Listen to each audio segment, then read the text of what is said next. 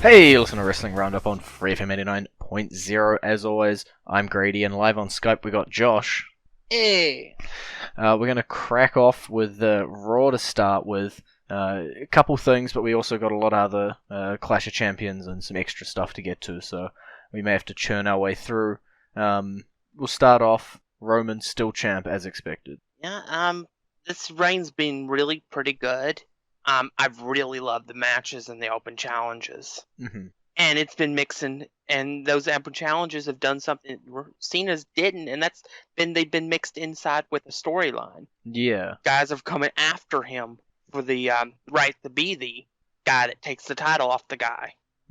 Like, Cena's were really good as well, but they were just, like, Monster of the Week. Somebody just shows up, has a match, and we'll move on. And at the moment, it's still heavily Samoa Joe and the Bar versus the three Shield guys. Storylines-wise, we're mixing up who faces who and everything, but it's still, that is the direction. By the way, yep. The only person to not score a win for the Shield was Dean Ambrose. Bloody Dean Ambrose, man. It's the weak link. This is another one of those things that you will say will happen over and over and over, and then it eventually happens, and you get to shove in my face that it happened. We've had a couple of those. This will be one of them. And it would be the second involving Dean Ambrose himself. Yep. Love those moments, they're my favourite moments. What else we got here? Nia, Jax, and Enzo. It's a thing. It's still happening. Well, it's something for them to do. It keeps Nia out of the way from abolition, although she did get involved in the big brawl at the end of the night between the ladies, but it keeps her separate from the main storyline in the women's division, gives her something to do. And we know where it's heading as well. Yeah, and she was... My hope is that it's actually a plot by, like, whoever ends up facing him for the title is working with Nia to distract Enzo so they can get the title, win the title from Enzo, distracted Enzo. I think you're giving them a little too much credit in their storyline.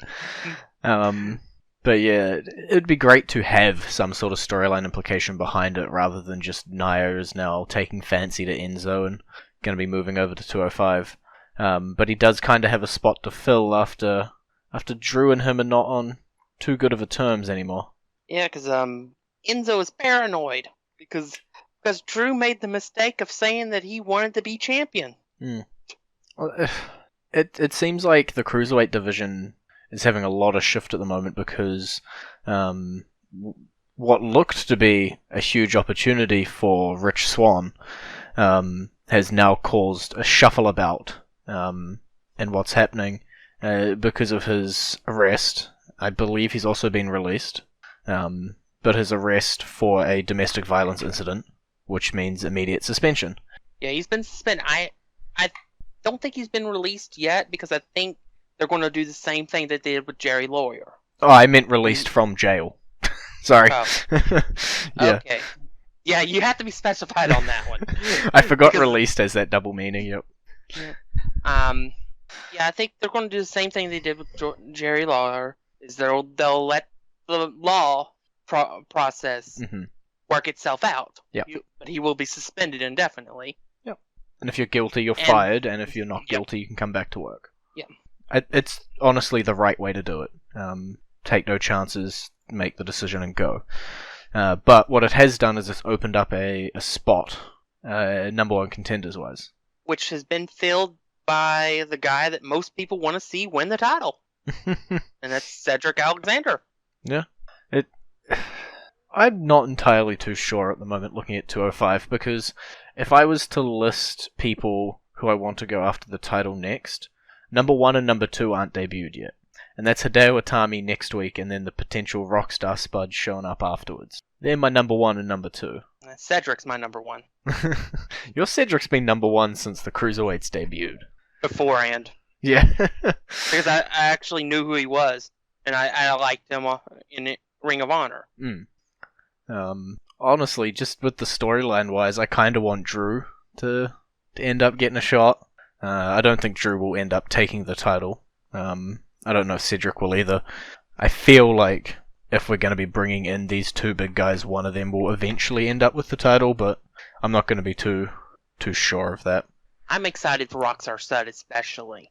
Spuddy boy? The guy is tiny, but he's a packed full of personality. Yeah. He's Enzo without the annoyingness. Well, what a way to describe him. It's the perfect description. Yeah. I hope he gets to wear the absurd suits and outfits and gets to have fun. Yeah. I feel like 205 Live is much more open to having fun than a lot of the other shows. And isn't it something interesting? A couple months ago, we were like, "There's no personality in this division. there's nobody showing anything." Enzo comes along, and now we have Drew, and we have Cedric showing some personality. We have Rockstar Spud coming in. Mm. The division is starting to get better and better. Yeah, it was a case of you needed to give it time. Because the work rate was always there. Mm-hmm. There was no problem with the work rate, but the problem was with getting people to care. Yep. You have to have characters and personalities and stories to make people care about these people, or it's just going to be a bathroom break every single time. Mm-hmm. And they're starting to work towards that goal. They haven't gotten there yet, but the division's not filled out, so they can get there. Honestly, if I was WWE, and this is going to sound crazy. Okay, you're crazy. Yes, preemptive crazy. Well established. All right. I would shift, since you're not doing anything with them anyway. I would shift Finn Balor to the cruiserweight division. Mm. Weirdly enough, my grandfather, every time we see a Finn Balor match, he's like pointing at him, like, "Why isn't he on 205 Live?" I would shift him over to 205 Live, and I would do one other thing. I would open up the divisions so that way the cruiserweights can face the Intercontinental or U.S. champions, depending on which title is on Raw at the time so that way you can have, like, Roman Reigns versus Cedric Alexander. Yeah. Or, if the United States title was on Raw, Baron Corbin versus, say, Drew Gulak. Just for examples. Yeah. That would help the divisions and would help give them credibility. Yeah, it's definitely hindered them a little bit, being completely separate. But we'll see how that develops in terms of their division. As you said, the talent roster is definitely starting to fill out, so fingers crossed that means good things going forward for them. Couple more notes on Raw, just we got to hit quickly. The women's division, they're starting to fight back against Absolution, putting differences aside. That's not going to last long, is it? No, it won't. But you knew eventually that Asuka and Abolition was going to cross paths. Mm-hmm. Abolition had let Asuka go too many times. Knew something was going to come about. However, I didn't see the entire Raw women's division just coming down just to absolutely lay out Abolition. Yeah. This early in the storyline. Yeah, I don't know what it's going to do for them, so we're going to have to wait around and see that. Jason Jordan potentially going to the dark side? What do you think? What's the odds? I'd say 90-10. That sounds like fair and odds. That might be a little underrated for the odds. Yep. Last thing on real quickly before we go to a song, the main event, Braun Strowman versus Kane, winner challenges for the Universal title at the Royal Rumble. I thought the match was a last man standing match. That's what it should have been. Yeah.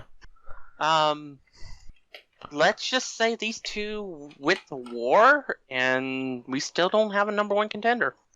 I expect a triple threat. That's my expectation. I wouldn't be surprised for a fatal four-way. Yeah? Who else are we shoving in? Well, he's not over. Yeah. One note before our song, WWE is hosting, I'm going to try and get all of the details out that I can, a mixed match challenge. It'll be streamed live in the US exclusively on Facebook in the 205 Live time slot, I believe. It's going to be a 12-episode series on Facebook Watch. I think that's why it's US only. I think You guys might be the only ones with access to it at the moment. But essentially, it's a single elimination mixed tag team tournament. Winner gets 100 grand to support the charity of their choice. 20-minute episodes. I'm not going to read through who's going to be on it. There's some cool names there and stuff. But the bit to me that's interesting is the fact that Facebook is going to invest in a wrestling series. Facebook's got a lot of money here. Yeah, I don't know. I hadn't really heard of the Facebook Watch thing. This is the first time I've ever heard of it. Yeah. I think it's some sort of like video thing. That's in the streams stuff. I don't know. As I said, I don't really know anything about it. From the only news things I can find about Facebook Watch is that WWE is going to be on it. So it may be a case of a new launched platform, but it could also be seen as WWE potentially putting feelers out to other online distributors, rather than sticking with the traditional TV or even WWE Network. I don't believe they'll definitely not be live, I don't think, but they may be on demand for the network. I know they've talked previously about how it's hard to drive new subscribers with new shows on the network, so maybe this is just their marketing tactic to instead use Facebook to drive those new subscribers. Maybe. I do know that her television deal is up next year. Permanent WWE on Facebook Watch? No, probably not. It most likely, if it goes anywhere from USA, then most likely go to Fox. Do they have an online distribution thing, or is that still a television channel? It's still a television channel. Okay. They still have several television channels. Bloody Fox. Although I don't know what'll be the state of it after it's sold to Disney. WWE under the Disney brand. Somehow it fits. We'll see. If it gets us a WWE land, I'm fine with it. So we'll go to our song. When we come back, we'll talk about SmackDown and Clash of Champions. The song this week is NXT champion Andrade Cien Almas.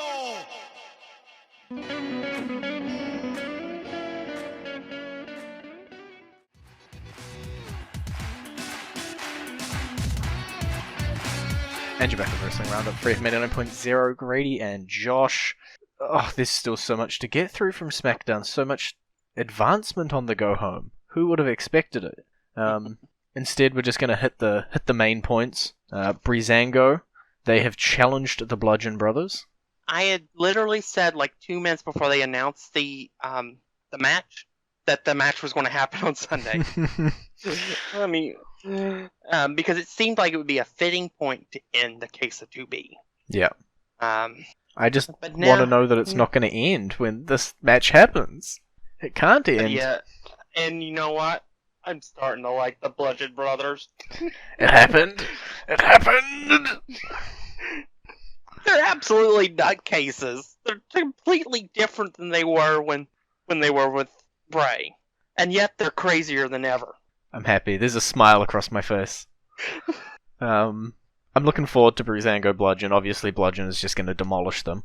And hopefully it's not the end of Fashion Files. We'll wait and see between those lots. Yeah, but at least Breezango shouldn't get murdered the way Colin Delaney and whoever it was that screamed when they got killed by the Legend Brothers. Are you just brushing over the fact that the ECW legend Colin Delaney was back on Raw? Oh, on SmackDown, sorry?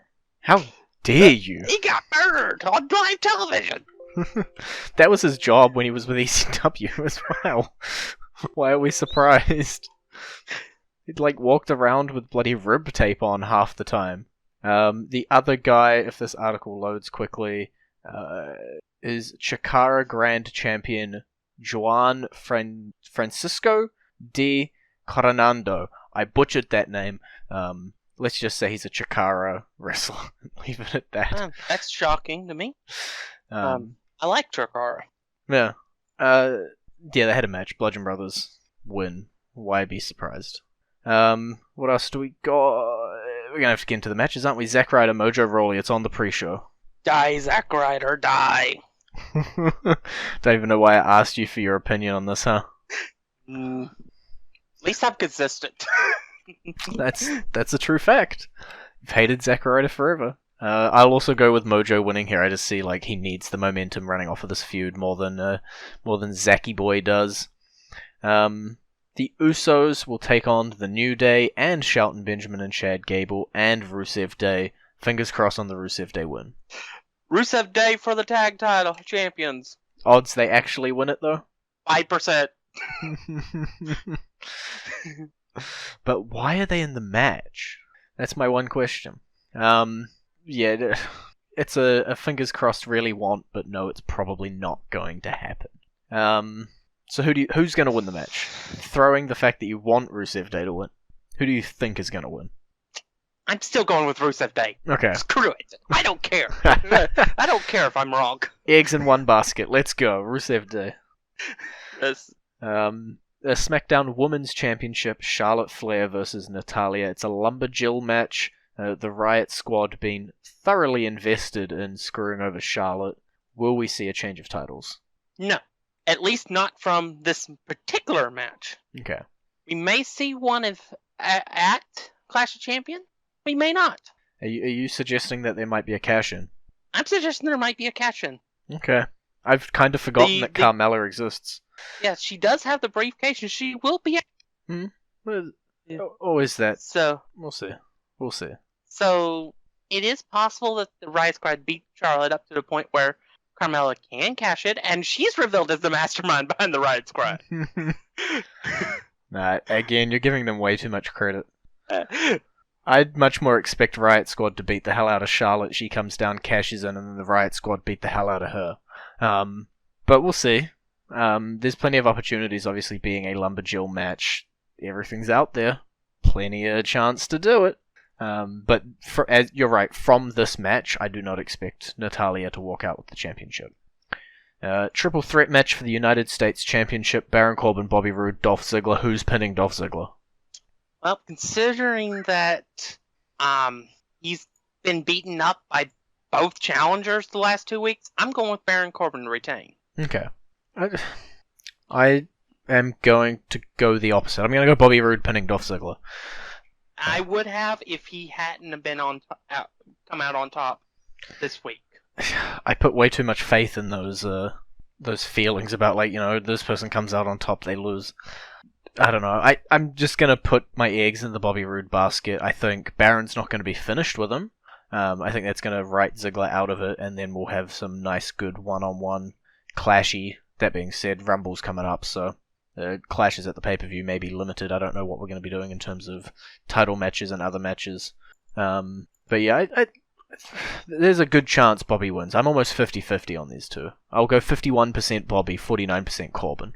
I went 49% Corbin, 49% Roode, and 2% WWE screws up and picks Ziggler and gives the title and does the stupidest thing they can do and gives the title to Ziggler. No, there's a 0% chance. 0. There's always a chance that they do something stupid. Don't entertain the chance. But after SmackDown, I shifted the odds towards Baron because of the events in SmackDown. Mm-hmm. Honestly, I'm going to call this other one the main event, so we'll talk about this. The WWE Championship, AJ Styles defending against Jinder Mahal. Singh brothers been playing mind games. And failing miserably. Yeah, well, they're not the best at mind games. Yeah. But I noticed they had their own Titantron and own music. I'd like to see them as a tag team. Yeah, I initially thought they were going to be when we brought them in.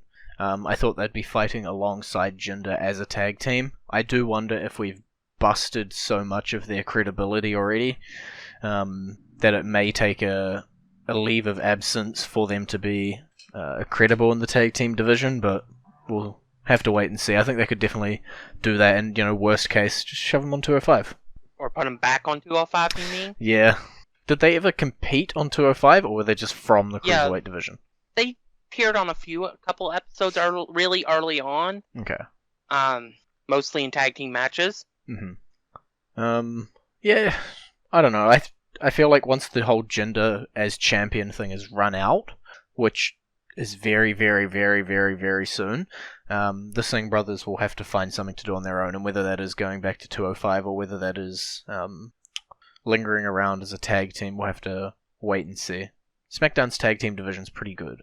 We got what, the four guys competing or the four teams competing in the championship match: Breezango, Bludgeon, and Ascension. So that's 7 teams. That's a lot of teams. Yeah, I'd probably send them to NXT. Just give them some time off of live television and repackage them and work them a little bit more, and then bring them back up in like 6 months or a year. Yeah, makes sense.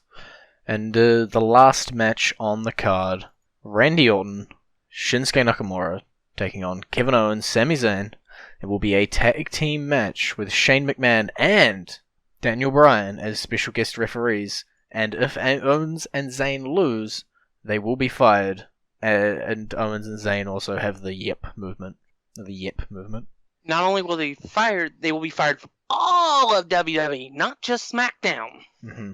Although somehow Shane has the authority to ban them from Raw and NXT, even though he's just a SmackDown commissioner. Don't question it, okay? His dad runs the company. He can pull some strings. But yeah, I'm going to expect one Owens of the and Zayn to referees not are lose. turning heel. One of them. Yeah. I'm pretty sure it's going to be Bryan. I'm pretty sure on that, but with the way the show ended, I have serious doubts about if it's going to be Bryan after all. Although I will say this, the referee that he took the shirt off of he mugged. This is a very interesting match. I can't really decide what way they're going to go. I think that Kevin Owens and Sami Zayn are going to win the match, but I can't be sure of it. And that's the surprising thing. Yeah, I want to throw all my eggs straight into the Owens and Zayn are going to win because Daniel Bryan turns heel basket.